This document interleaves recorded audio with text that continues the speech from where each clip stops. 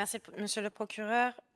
Pouvez-vous nous résumer la situation? Donc, nos services, qui sont le FCSD, hein, au chef du comté, ont été appelés pour une affaire assez gravissime. En l'occurrence, on nous a appelés pour un incendie qui était au Mont Gordo, avec potentiellement des victimes. Il a été recensé au minimum 2 victimes, dont une état incertain, et une femme qui est à l'heure actuelle décédée. Un individu dont l'identité est connue, Monsieur Ethan Colloway. Ce dernier a volontairement mis le feu à une femme et a brandi une arme à feu auprès de nos services. Ce dernier a été neutralisé. Cet individu est dérangé de manière dérangé psychologiquement et pour notre part a avoué de nombreux crimes qui nous a conduit à une perquisition à cet endroit même qui est juste derrière moi.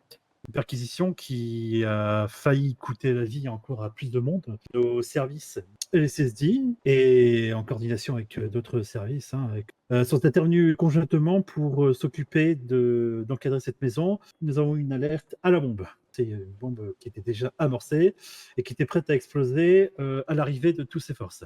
Heureusement, pas de victimes parmi nos effectifs. Malheureusement, les découvertes par la suite sont outrageantes et horrifiantes pour nous. On détermine actuellement 3 victimes, qui sont tous décédées à l'heure actuelle, dont plusieurs présentent des signes de momification.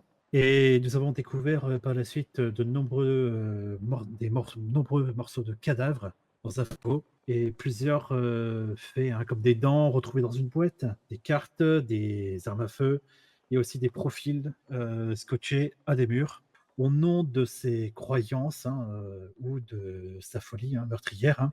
Monsieur a une attirance particulière pour le feu et semble présenter tous les risques d'un psychopathe. Donc, nous allons essayer de tirer ça au clair pour essayer de comprendre le parcours de ce meurtrier, les pourquoi du comment de tous ces meurtres. J'ai cru entendre que des rapports ont été mis à son encontre, qui sont assez anciens, 2024. Pour moi, je ne peux pas parler de tout cela, vu que nous sommes encore dans le secret de l'enquête et qu'on doit déterminer le profil de cet individu.